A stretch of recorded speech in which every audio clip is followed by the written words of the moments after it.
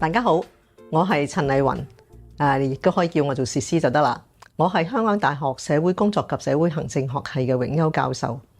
今日咧就會同大家講下身心靈健康係乜嘢喎。嗱，當我哋面對困難嘅時候咧，我哋其實就周身痛啦，情緒又唔開心啦，見到人就想鬧交啦，或者憤氣啦，然後咧就係見到所有嘢都覺得唔公平。然後咧就係總之就成肚火咁樣。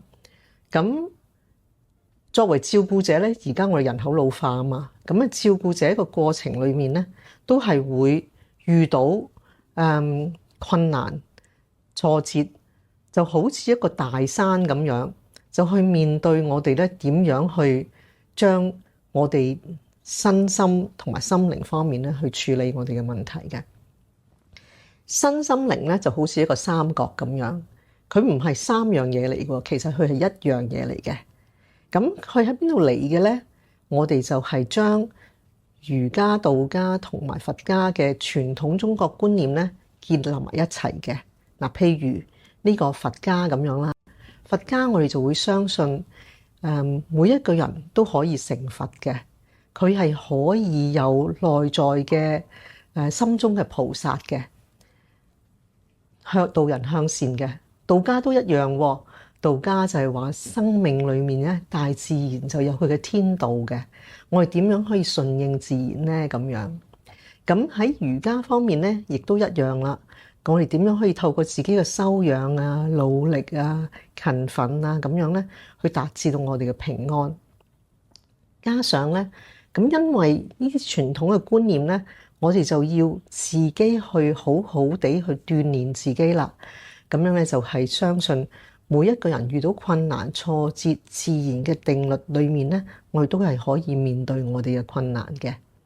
咁身心靈三樣嘢咧，就其實係身體，我哋當然就要多啲同我哋身體多啲接觸啦。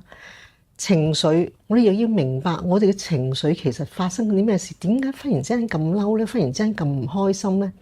忽然之間咁谷氣咧？咁樣嚇，或者靈性上好似生命好似冇晒方向咁樣。咁所以我哋跟住落嚟咧，就係要明白到我哋身體其實又要鍛鍊，我哋嘅情緒又係要鍛鍊嘅噃。我哋心靈方面，我哋點樣去達至到我哋有生命嘅方向同埋目標咧？咁呢啲都係一啲重要嘅因素嚟嘅。咁所以咧，我哋就將身心嘅練習啦，譬如你話有一日俾人激嬲咗，好唔開心，咁你做咩啊？去出去跑步咯，打拳咯，或者去做按摩啦，飲茶啦，茶療咁樣啦。而家去靜觀，有好多好多唔同嘅方式嘅。咁我哋喺國際健康養生會咧，就做咗同袁麗萍教授咧，就做咗好多氣功運動對身體嘅影響嘅。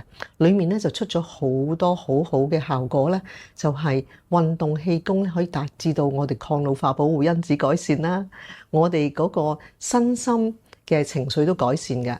咁今日咧就會介紹兩個非常簡單嘅運動俾大家啦。一個咧就叫做甩手功。甩手功咧，我點樣學翻嚟嘅咧？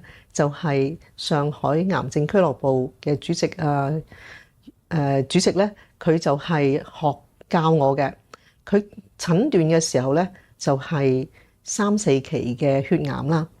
咁當佢診斷到嘅時候咧，佢係行幾分鐘已經冇晒氣，一定要唞噶啦，好攰嘅。咁佢咧就學咗呢個甩手功咧。每日就係企喺度咁啊，即係甩手咧，做咗100下、200下、300下啦。佢做咗呢1個星期咧，都已經可以追巴士啦，幾犀利啊！我識佢嘅時候，佢已經20幾年啦。咁樣咧就所以甩手功咧，大家可以試下，就係一個咁簡單嘅運動。你睇電視又得，你聽音樂又得，你就冇嘢做嘅時候就可以搭巴士都得，喺度甩下手都得嘅。第二個咧就係旋腰拍背啦，咁咧亦都係好簡單嘅，企喺度唔需要幾多位嘅咋，咁樣咧就係去自己轉腰咁樣去拍自己嘅膊頭同埋背脊，咁咧就亦都係可以促進到我哋整體嘅身體嘅彈性啊，同埋健康啊咁樣。咁所以今日咧就介紹呢一兩個運動俾大家，希望大家咧就係努力得閒嘅時候就多啲做運動，因為運動咧都可以達至到身心靈全人嘅健康㗎。